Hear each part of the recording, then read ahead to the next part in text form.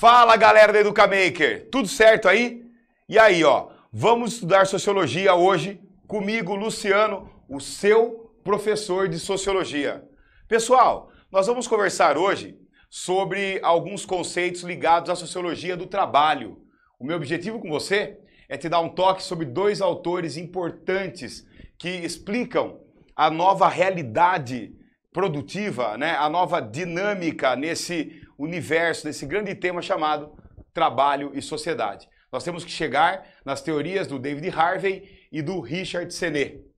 Para isso, você precisa entender um contexto em que eles vão analisar e o David Harvey vai chamar de período flexível. Esse período corresponde à produção toyotista, o toyotismo, o modelo japonês de produção. Quando começou esse modelo, pessoal? Esse modelo começa a ser desenvolvido na década de 1970, lá na Toyota, no Japão. É importante que você se lembre que o toyotismo tem 3 elementos que são fundamentais, que você não pode se esquecer e não pode errar, hein? Ó, primeira coisa, o modelo toyotista é chamado de sistema produtivo just in time. Você deve entender o sistema just in time como uma produção por demanda, uma produção flexível e uma produção com pequenos estoques, com estoques reduzidos. Você já deve ter escutado falar que o sistema produtivo toyotista, ele trabalha com encomendas. É mais ou menos por aí. A ideia, pessoal, é produzir uma quantidade limitada e diversificada de produtos, disponibilizar nas lojas para os consumidores irem comprando, e conforme esses produtos vão sendo consumidos nas lojas, eles vão sendo produzidos na fábrica para repor exatamente o que foi comprado pelo mercado. Ou seja, uma produção por demanda, uma produção just in time.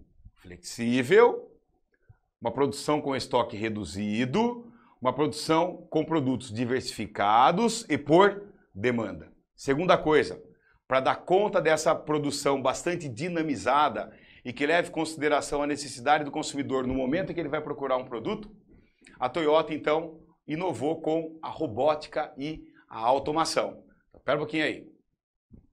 O sistema toyotista trabalha com máquinas automáticas, máquinas programadas por pessoas que são treinadas e capacitadas para trabalhar nessas máquinas, ou com robôs, que são máquinas que trabalham sem nenhum tipo de interferência humana, a não ser, obviamente, a manutenção e a programação do software através do qual o robô vai produzir os produtos, enfim, né, vai produzir as mercadorias. E o terceiro elemento, também extremamente importante, está ligado às ilhas de fabricação toyotista ou o trabalhador polivalente. Esse trabalhador trabalha em ilhas, ele trabalha em equipes de trabalho, equipes de produção. E esse trabalhador polivalente, o trabalhador flexível, enfim, é um trabalhador que tem uma qualificação profissional. E é um trabalhador que também compreende as etapas de fabricação e, por trabalhar em equipe, ele consegue dar conta, muitas vezes, de outras tarefas que não apenas a atividade principal desse trabalhador. Por exemplo, ele é um programador de várias máquinas, ele consegue dar manutenção em algumas máquinas, revisar o software, revisar o produto que foi produzido, ele tem noção das etapas de fabricação de vários produtos ou de várias mercadorias relacionadas ao sistema produtivo toyotista e, né, na empresa, na indústria que esse sujeito trabalha. Beleza?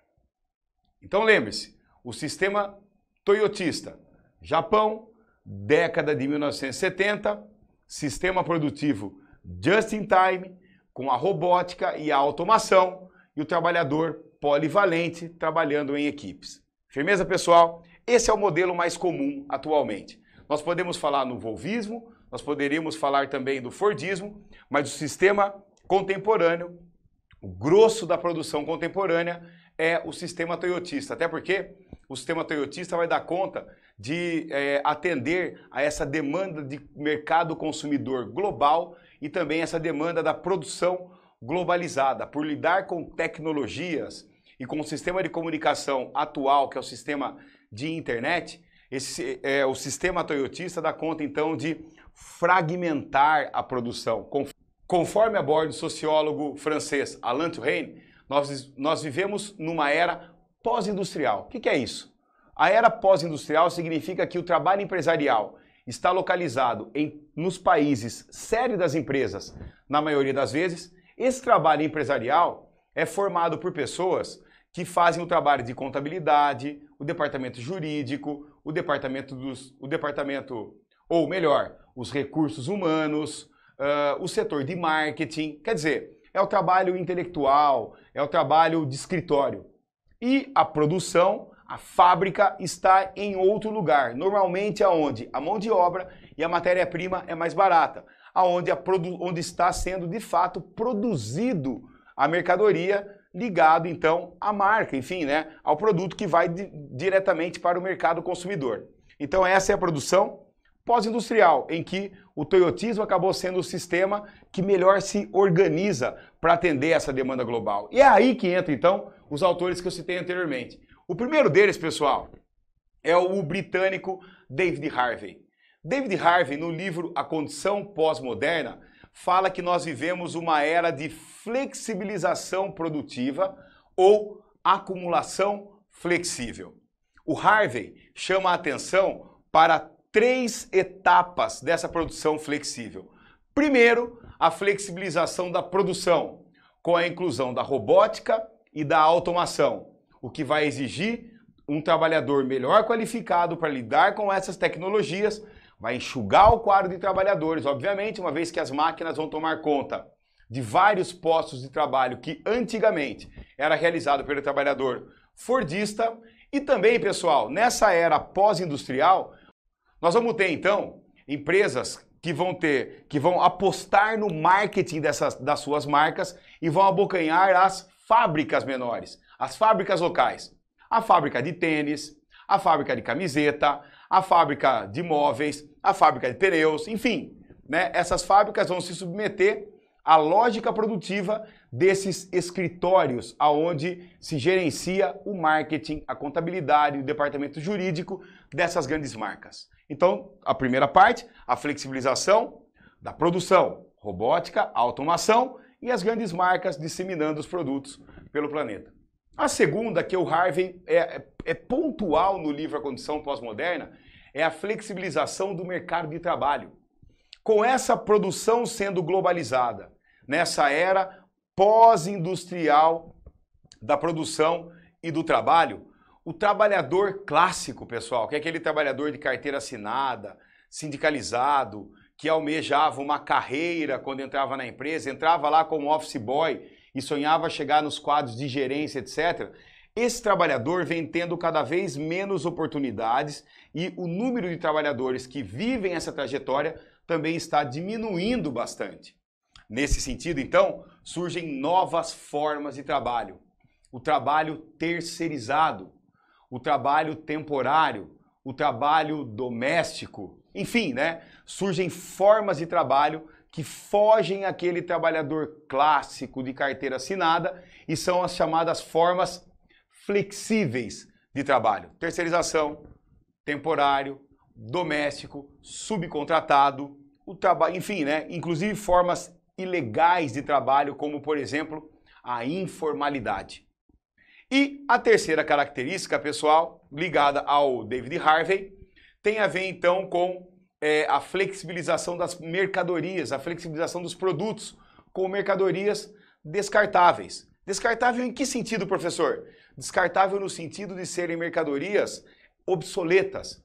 São produzidas para serem consumidas rapidamente e jogadas fora. Seja porque a matéria-prima dessas mercadorias são bastante frágeis, com uma durabilidade já com dias contados, ou seja porque o marketing e a propaganda vão incentivar as pessoas a ficarem descontentes com o que têm e consumam uma mercadoria nova, quer dizer, e consumam um outro produto que está saindo no mercado. Beleza, pessoal? Então, essa é a dica do professor David Harvey. Mariana, passa para frente para mim, cara. Faz favor. Ótimo. Nessa nossa próxima fala, então eu vou lembrar do sociólogo estadunidense, o Richard Sennett, no livro A Corrosão do Caráter. O Sennett, pessoal, fala de um novo momento da flexibilização.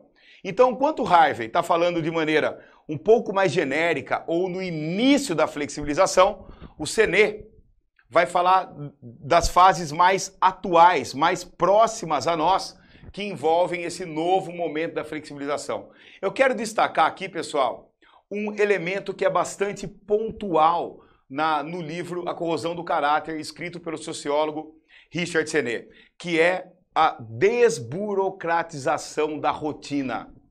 Nessa nova fase da flexibilização produtiva, muitos trabalhadores não precisam mais cumprir uma jornada de trabalho em que existe um horário de entrada e um horário de saída. Veja você, com o uso das tecnologias de comunicação, o computador conectado à internet, o celular conectado à internet, enfim, né, essas tecnologias sem fio e totalmente móveis, vão fazer com que os trabalhadores consigam realizar as rotinas de trabalho fora do ambiente da empresa.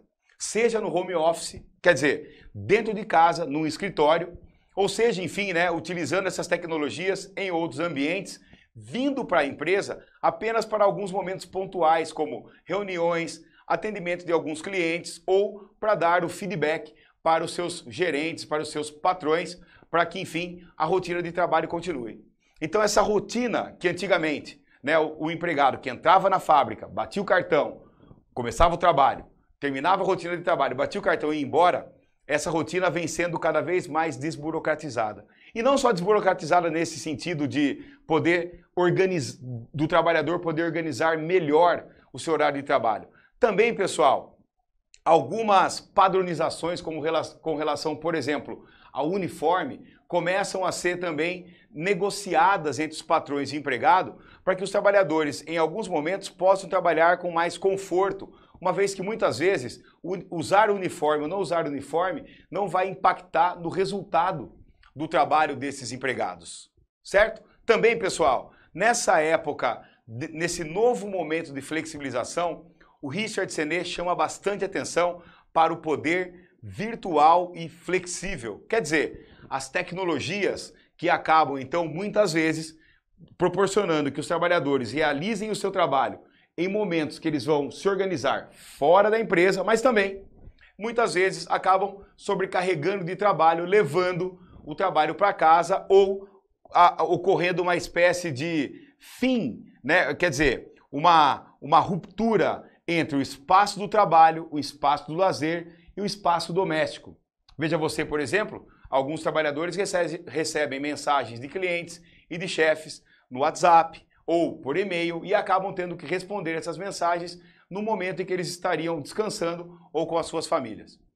Também o Richard Séné dá bastante atenção à valorização dos jovens por serem pessoas que precisam adentrar no mercado de trabalho, que estão com o conhecimento mais moderno, com o conhecimento mais reciclado e que acabam, então, e por terem essa gana pelo primeiro emprego, acabam se envolvendo um pouco mais, aceitando regras mais flexíveis, correndo riscos e não tendo muitos compromissos familiares, uma vez que muitos jovens ainda não têm as suas famílias para cuidar. Certo, pessoal? Fica aí a minha dica, então, sobre a sociologia do trabalho, com o toyotismo e o período da flexibilização produtiva. Um abraço, até a próxima.